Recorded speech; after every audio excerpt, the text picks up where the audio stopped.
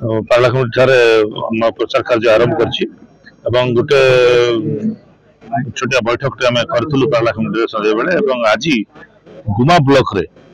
गुमा ब्लॉक चारिटा पंचायत 110 रु अधिक लोक आज विजु जनता दल सामिल होती मिश्रण पर्व करूँ आसिक अनुभव कर पार्लामेंट अंचल लोक मैंने निश्चित भाव में नवीन बाबू सांगे अच्छा नवीन बाबू दीटा जाक प्रार्थी विधानसभा प्रार्थी आमर रूपेश बाबू को आ लोकसभा प्रार्थी भृगु बक्सपात्र को शंख चिन्ह से भोट देके जितेबे मुझे अनुभव कर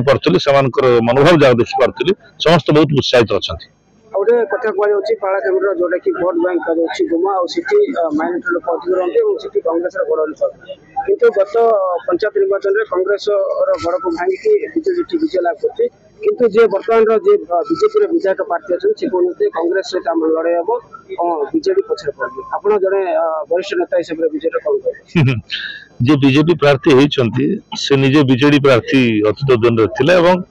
नवीन बाबू एवं विजु जनता दल ना नहीं से विधायक होते से अलग दल जाइए से निजे जापर जे ओडिशार जनसाधारण नवीन पट्टनायक सागर अच्छा नवीन पट्टनायक कार्य सागर अच्छा जो डेवलपमेंट काम नवीन बाबू कर